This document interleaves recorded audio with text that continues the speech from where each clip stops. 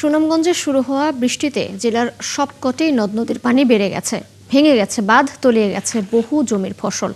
এই ব্যাপারে আরো তথ্য জানাতে আমাদের সাথে যুক্ত হচ্ছেন সহকর্মী শহীদ নূর আহমেদ। শহীদ নূর, বৃষ্টিতে নদ নদীর অবস্থা কেমন দেখতে পাচ্ছেন সেখানে? বাঁধ ভেঙে ক্ষতিগ্রস্ত কৃষকরা কি বলছেন, তারা কেমন বিপাকে পড়েছেন এবং কৃষকদের জন্য প্রশাসন থেকে কোনো ব্যবস্থা নেওয়া হচ্ছে কিনা সে বিষয়েও জানাবেন।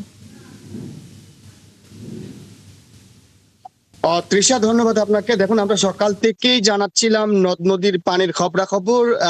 আমরা যদি আপনাকে জানানোর চেষ্টা করি যে গত 5 দিনের বৃষ্টিপাতে সুনামগঞ্জের পাহাড়ি যে ঢল এসেছে সেটিতে সকল নদ নদীর পানি বৃদ্ধি পেয়ে কিন্তু বাঁধে চাপ সৃষ্টি করছে। এর ফলে আতঙ্কগ্রস্ত আছেন কৃষকরা। ইতিমধ্যেই সুনামগঞ্জের 3টি বাঁধ ভেঙে গেছে এবং এই 3টি বাঁধ ভেঙে ফসল হানি হয়েছে। আমরা এই যে বাঁধ ভাঙার আগেই কিন্তু অব্যাহত বৃষ্টিপাতে জলাবদ্ধতার খবর পেয়েছি এবং আমরা দেখেছি যে সুনামগঞ্জের প্রায় সবকটি হাওরেই জলাবদ্ধতায় নিমজ্জিত হয়েছে। ইতিমধ্যেই প্রায় 7,057 হেক্টর জমি কৃষি বিভাগের যে তথ্য যে তলিয়ে গেছে, কিন্তু বাস্তবিক অর্থে কৃষকরা জানিয়েছেন যে প্রত্যেকটি হাওরেই এর কয়েক গুণ ফসল আসলে তলিয়ে গেছে। মানুষ বিপদগ্রস্ত আছেন, কেননা এই বৈরী আবহাওয়ার কারণে তারা ধান কাটতে পারছেন না। আজকে এখনো পর্যন্ত বৃষ্টিপাত হয়নি। যদি বৃষ্টি না হয়, বৈরী আবহাওয়া থেকে আসলে প্রকৃতি একটি উজ্জ্বল আবহাওয়া চলে আসে, তাহলে হয়তো ধান কাটতে পারবেন কৃষকরা। কিন্তু আমরা দেখছি যে হাওরে শ্রমিক পাওয়া যাচ্ছে না এবং হারভেস্টারও চলাচল করছে না।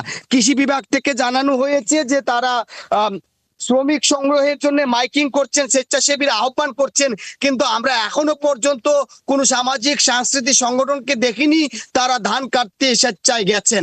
কিন্তু আসলে মাঠ পর্যায়ে বলা হচ্ছে এই শ্রমিক সংগঠনের কথা, কিন্তু প্রকৃতির উপরই এখনো পর্যন্ত প্রশাসন, কৃষি বিভাগ, পানি উন্নয়ন বোর্ড আসলে নির্ভর করছে। যদি প্রকৃতি সহায় হয় তাহলে হয়তো অবশিষ্ট ধান গড়ে তুলতে পারবেন কৃষকরা, নতুবা উদ্বিগ্ন উৎকণ্ঠায় রয়েছেন। হাওরের আতঙ্ক রয়েছে, আগাম বন্যা হলে ক্ষয়ক্ষতি হতে পারে। তৃষা। শহীদ নূর আহমেদ, ধন্যবাদ আপনাকে যুক্ত হবার জন্য। আপনার মাধ্যমে জানছিলাম বৃষ্টিতে নদ নদীর বর্তমান অবস্থা। দর্শক,